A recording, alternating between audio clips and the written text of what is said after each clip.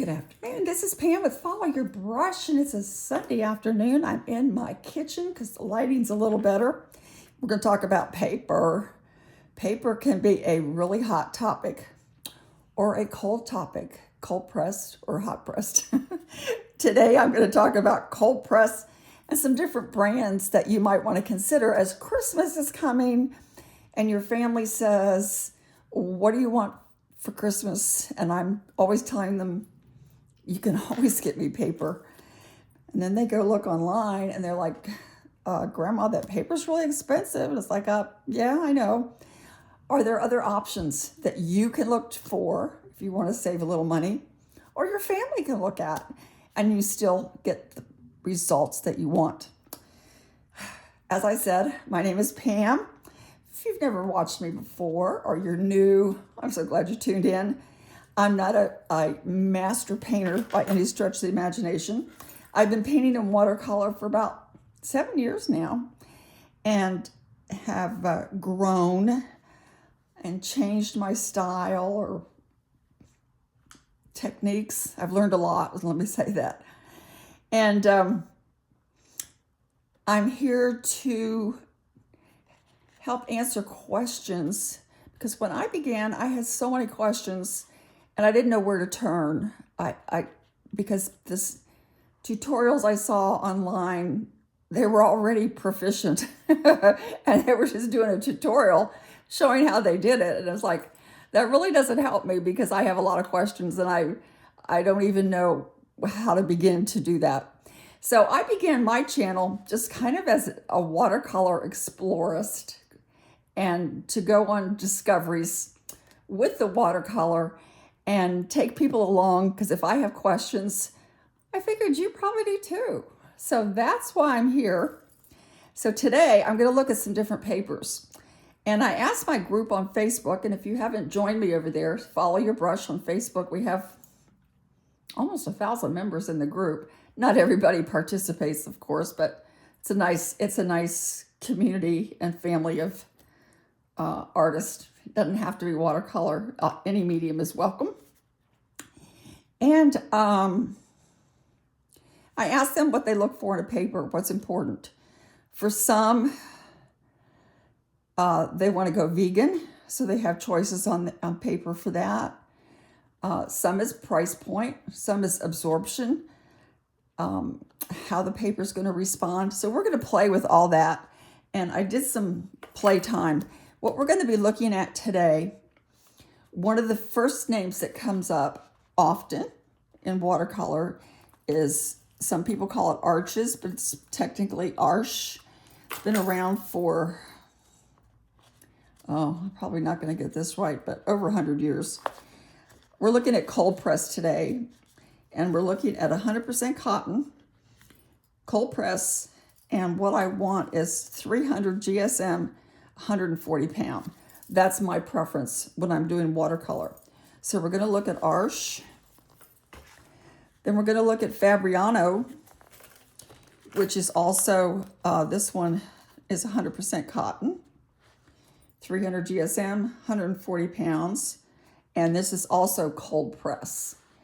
And there's a difference in, oops, I got some leaves drying in here. I was gathering some leaves outside. There's a difference in the cold press and the hot press. I'm not going to go into that today, but we're just going to look at cold press today just for time. This is also vegan. So if you want a vegan option in the way the sizing and the way the paper is made, Fabriano might be something that you'd look for, and it's an excellent, excellent paper. Now let's get a little less expensive. This is recently being seen on the market more and more. I initially saw this brand name, Fuumuui, in travel brushes. It's from China, and I have some of their travel brushes. They're supposedly sable, but you don't know because they're so inexpensive. But now I recently saw that now they also have paper. This is out of China, and it's up to you if you want to buy from China or not. But this is 100% cold press. Also 300 GSM and 140 pound. And this particular one is in a block.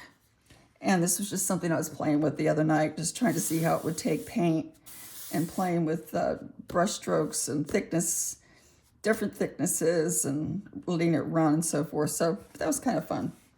So Fuumuui, but this is definitely less expensive. And I'm sorry I didn't look up the prices. I could do that. Much less expensive. And this is Hahnemuhle.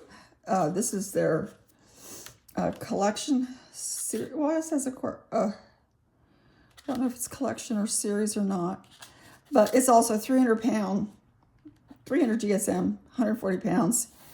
And this was these are in sheets. And so there's a difference.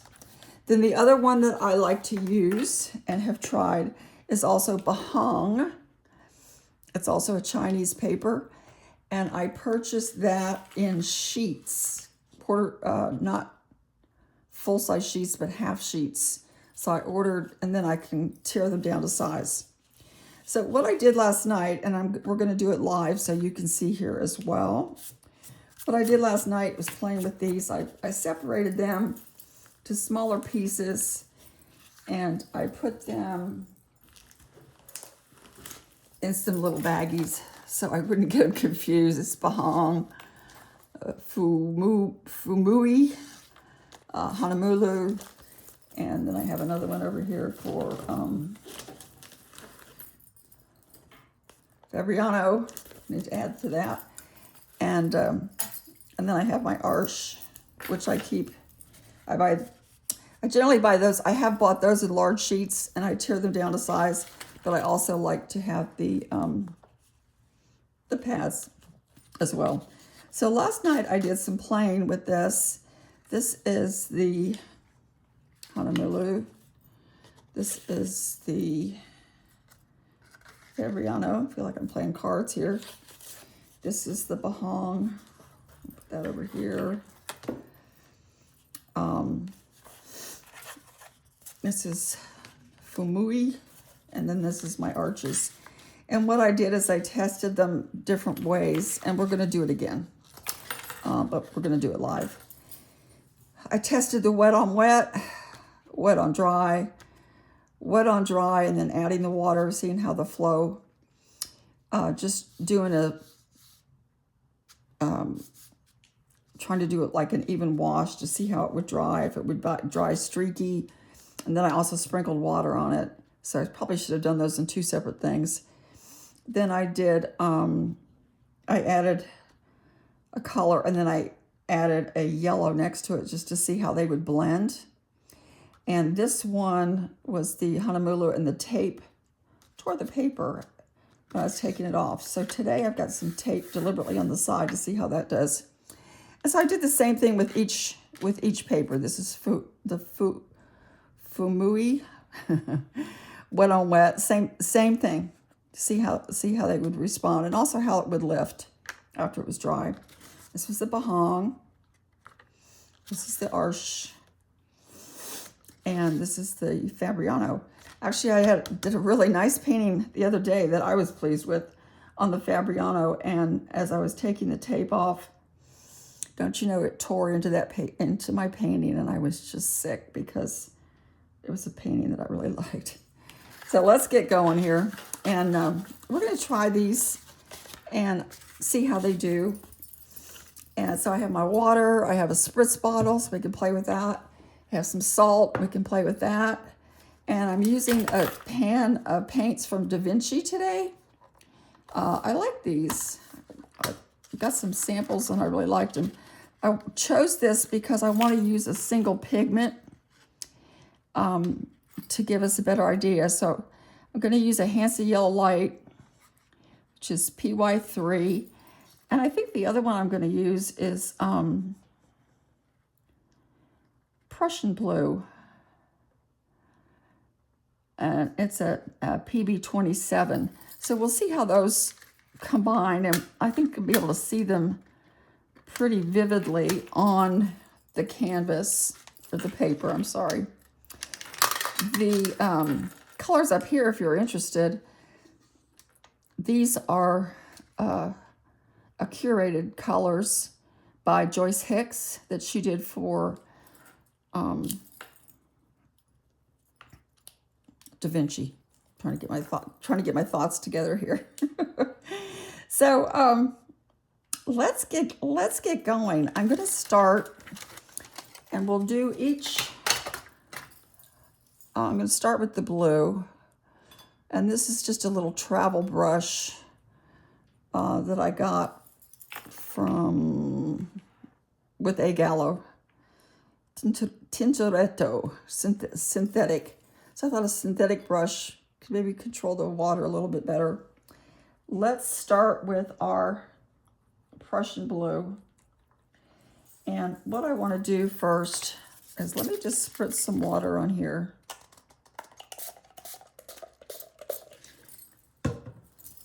And see how we do wet on wet. I'm just going to drip that in there. Whoa, look at it go. Now, if you like wet on wet techniques, that's important to you because you're going to want to see how it runs. See that? Might be a little bit too puddly right there, but you want to see how it's going to run on the paper. I do a lot of painting with Buffy Kaufman. We do watercolor pour. And so we do a lot of running pigment. Let me wet this one with just the brush and some water instead of the spritz. So this is a wet on wet. We got a nice spot there. And let's see how we do with this one. This is the Fuumuui. Doesn't quite want to run as much, but it might be the amount of water I put in it too. This one, I think I have actually too much water on this one, but that's kind of interesting, and we'll play with that again in a minute. I'm going to come down here to the Fabriano, and again, I'm just wetting with my brush, and let's come in here to the. Oh, look how that really spreads nicely. See the difference in the flow? You see that? And you can move it around. So the Fabriano is giving us a nice wet on wet. Let's go to the Arche. Again, I'm doing it with just water. And you really don't want that puddle like I had there. That's really not desirable. You want to kind of have a sheen. But let's see how this does. This goes pretty well also. Let's watch it run. Yeah, that runs nicely. The water, the pigment's only going to flow where the water goes. I say that all the time. But it is important, especially if you like that wet on wet technique and you want your water to, your pigment to flow. So here's the Baohong. And right now it's a little bit puddly. That's another thing you might notice as you are painting is how quickly the paper absorbs the water that you've put it on. So let's see how this does with that spreads nicely too. So all of these, I think, spread nicely with the wet on wet. And the Hahnemuhle, I think that was my fault. I just gave it too much. And then we'll see how they dry. The next test that I want to do with my blue, Prussian blue, is just wet on dry. And see how evenly this is going to dry. We'll kind of do a square here. I don't need to be so OCD about it. I need to just put it down there, right? Not repeat myself. So this is wet on dry. Let me see if I can do this better without going back over it and over it. That's a bad habit. I actually just want to put it down and let the paper take care of it.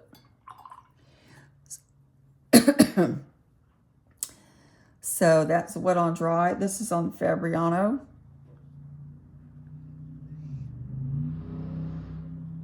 That's nice. That's a nice coverage. Let's look at my Arche. Also nice coverage. And my Baohong. Nice coverage. So these, I think I actually probably really, I went over these too often. Let me just put up one strip and stop and see how that dries.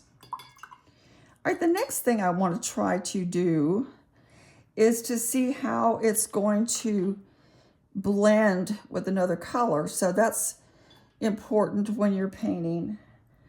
So I'm going to do that one next. It's not quite the pattern I followed on my other sheet, but let's do it. I'm going to put my blue here. It's my Prussian blue. Then I'm going to come back in because it's important to see how is it going to blend when you put something up next to it. What's it going to do? So let's kind of, Buffy calls this kissing. Got a little too much water there on my brush. Let's try it again. Just a Hancy yellow light. And then let's see how it blends together. It's nice, and because sometimes you want those colors to blend together on the paper, not necessarily pre-mixing them. I do a lot of my color mixing on the paper personally. Let's try this again on, this is the Fuumuui. Oops, I went into the wet on wet. Let's get a nice saturation here of my Prussian blue. And come into my Hancy yellow light, and let's just put it right up next to it and then see what they do to play together. Put some underneath too. And they're blending nicely. So that's a nice blend as well. Let's come down to the Fabriano.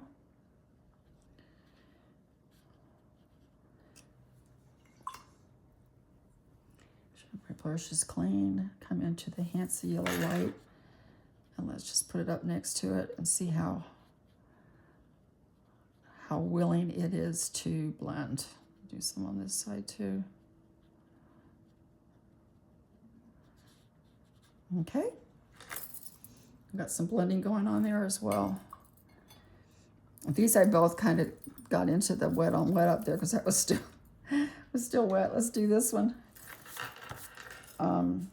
This is the Arche. So put my blue down. This is my Prussian blue. I think I had it.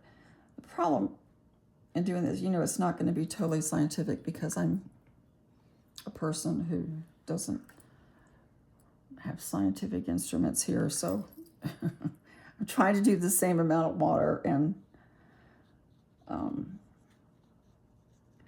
with each, but you know how that varies. Do some on this side too, and see how it wants to blend together. And that's blending nicely as well. I like the way the Fabriano's going. I like all of them at this point. And here's my Baohong. Prussian blue goes down really nicely. And let's see how oh boy, that really wants to, yeah, that wants to play with the other color right away. So that's important to know if you're, if the paper's wet and you're bringing in another color, whether or not, that paper is going to spread the color or if you want to leave them separate. It's kind of good to know. The next test I want to try is putting it down by itself. And then coming out here and beginning to let the water meet it. Sometimes we do that as well. So it gives it more of a diluted version, and see how well that spreads. And we can even, my poor Hahnemuhle up there, I really put a lot of water on that. That one's still, puddle is still spreading. All right, let's do it with this one too. This is on the Fuumuui.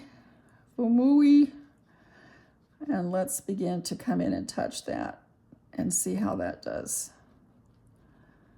And that's spreading nicely too. Okay, so moving right along, I think we're doing pretty well here. Here's the Fabriano.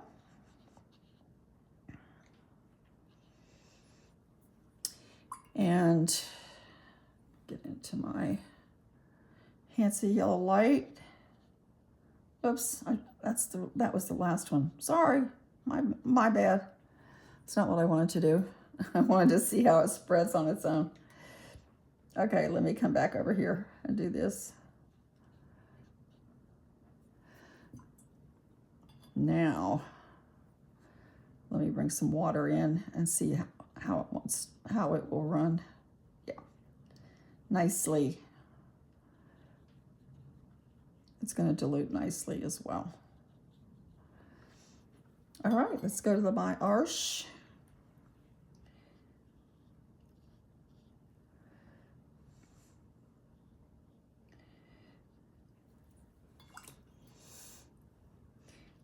Let's try this. And there we go. Nice spreading and blending into the water. So this is fun to know, especially if you do like I do with Buffy, with the watercolor pour. You want to know how the paper's going to respond when you touch next to it with the water. If you're going to add some more water, and when you can add more water, and how it's going to respond.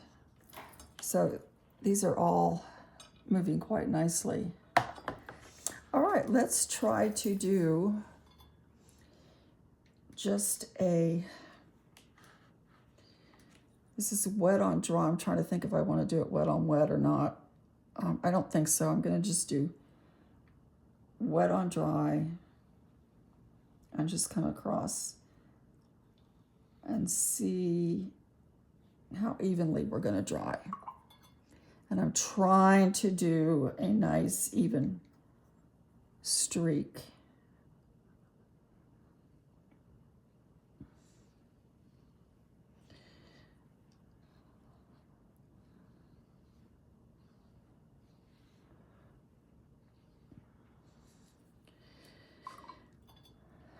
Sometimes it's the user, not the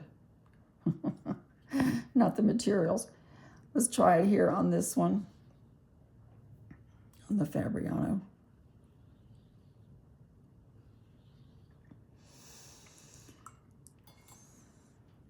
Looks a little bit streaky, but that might have been me.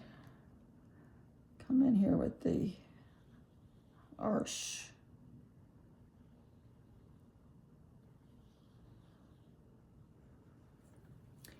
And lastly, my Baohong.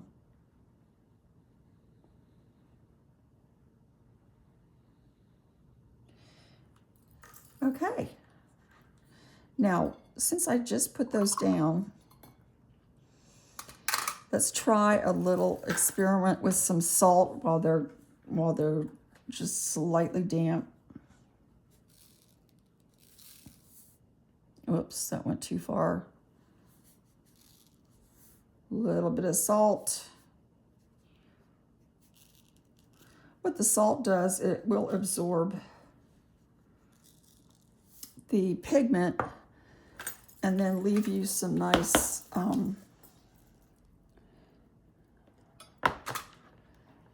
nice little textures in your paint. Then we're also going to see how it will lift as well. It has to dry a little bit for that. So let me look up the price for you on this, on the less expensive. I also have Baohong, and I'll show you the travel journals as well. So if you're interested in those.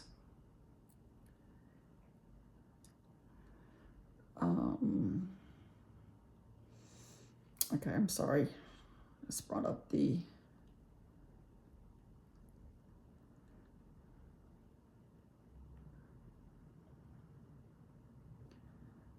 watercolor paper. Okay, so here's what I bought. You can see it right here. This is the cold press. This is from Amazon for 22 sheets. And it's $19.99. So that's really not expensive. So let's go back and look at, compare these.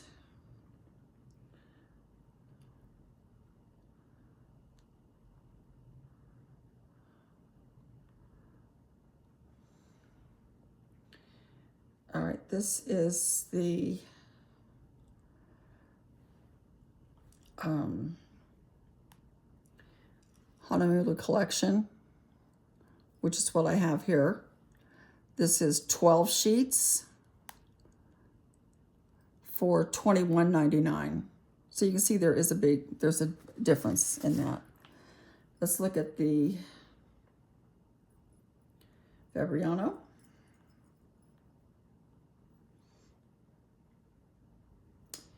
Fabriano cold press paper, 140 pound. This is what I purchased. And this one has 20 sheets for $30.63.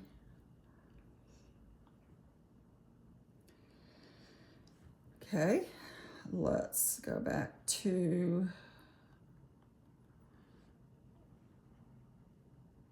Arsh. I just received this in the mail. This is $28.72 for 12 sheets. So obviously the Fuumuui, if it's sufficient and works well, is going to be less money. Let me look at the Baohong, because that I purchased sheets. I purchased that with the sheets. And it also does come in a block. Here's one that I have purchased before that actually works well. This has 20 sheets and is $14.95. So that's the Chinese one. So I'm thinking the Fuumuui and the Baohong are obviously less money. You know, who knows? They might even be made by the same companies over there in China, but the results are not bad actually. I'm finding not having a problem with them. Let's see if this is my salt. Still a little bit damp. While I'm waiting for that, let me show you the corresponding watercolor sketchbooks that you can get. This is from the Hahnemuhle. These pages, though, it's cold pressed, but they really don't feel very textured. One side is quite smooth. The other side has a little bit of texture. And it almost feels like less than the paper does. Even though, but you know, it's not too bad. It's not too bad. Here's a couple things I've done with it. Not super crazy about it, though. Not super crazy about it. The sketchbook. Here's another sketchbook. We all are familiar with Etcher. These obviously, as you know, can be quite expensive.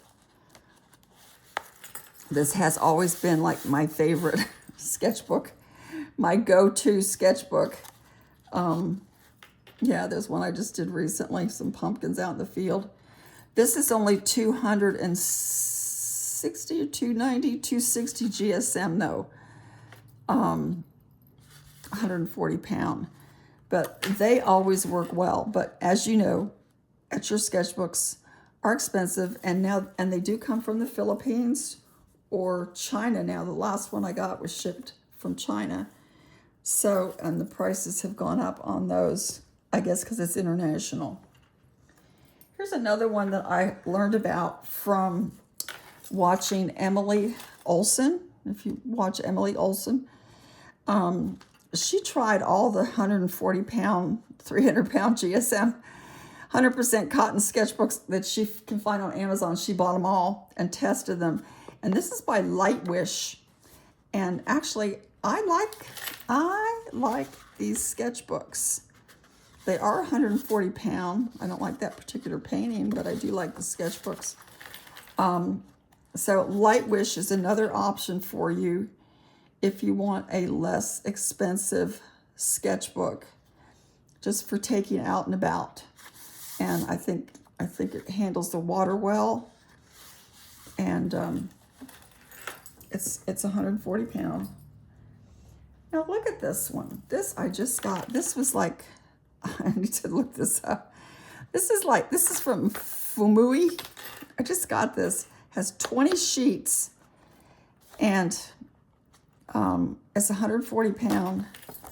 And I have been playing with this, and actually not been disappointed really in what I'm able to do with it. I did one this morning,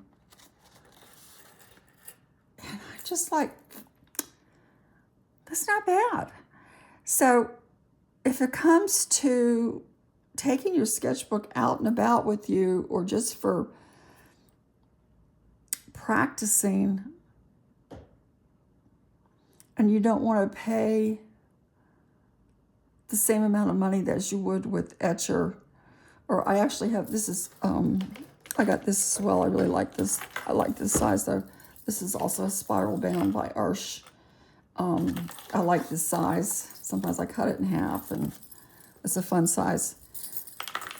But this one was really not expensive. I'll look it up in a second. Another one that I like to use, that I really enjoy. I really love this one. This is from Baohong.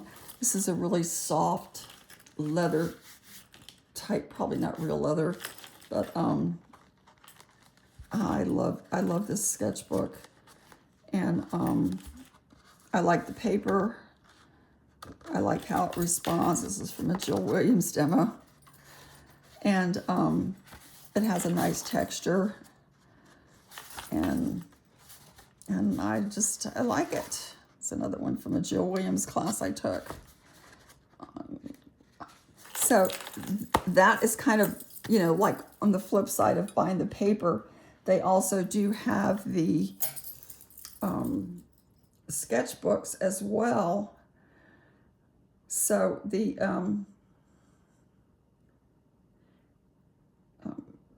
let me look at the sketchbook for the Fuumuui or whatever.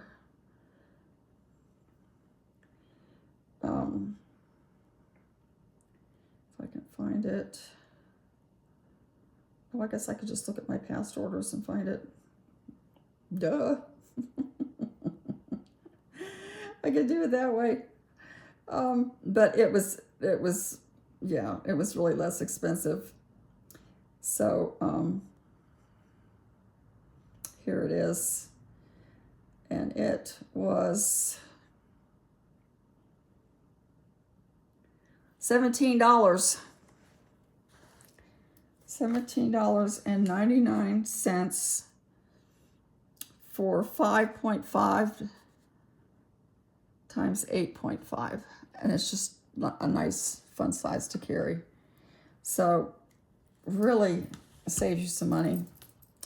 So let's see what we can do with the salt. Some of this is still wet, so probably taking this off a little bit too soon, but hopefully you can see.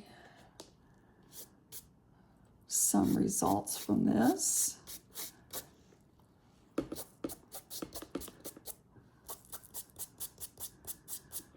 So the ones that, get my salt off, can see this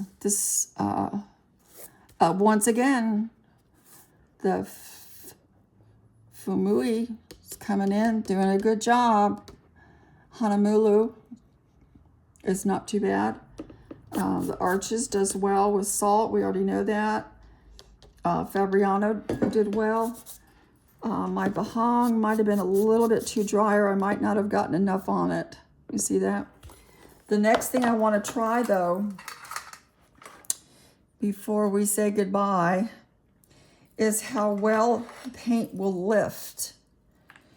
Now, sometimes that's important if you want to do stencil work or layering or do some textures or whatever. So that left pretty well. That's Baohong. Let's go to my Arch. See how that lifts. What I'm doing is taking a wet brush. This is a pretty soft brush, but we can still see that it's lifting pretty well. See that? Let's go over here to my Fabriano. That lifts extremely well. Let's go up here to my Fuumuui. I don't know how you really say that, but look how nicely that's lifting as well. There's your inexpensive paper. And here we go. Here is my Hahnemuhle collection. And that's also lifting well. So I don't know if we can say there's a winner. All I can tell you is there are options when you go to buy your paper, especially this holiday season. If you want to paint and you don't necessarily, you want to give your family maybe a less expensive option, but you want to have some predictable results when you do paint. Of course, we have our favorites. Arch is a favorite. Fabriano is a favorite, especially if vegan. And so that's all important. And then the other thing is, let's try pulling some tape off and see what it's going to do, if it's going to rip my paper. Yes, Fabriano's ripping my paper. See that? That was quite disappointing to me the other day because I had that nice painting. So I was pretty sad about that. Arch, no tearing. Baohong. I apologize if this video has gone too long, but I just think it's interesting, especially Christmas coming. Baohong paper, no ripped paper on the tape.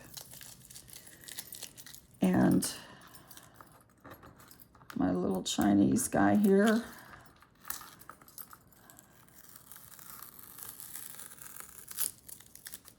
No paper on the tape.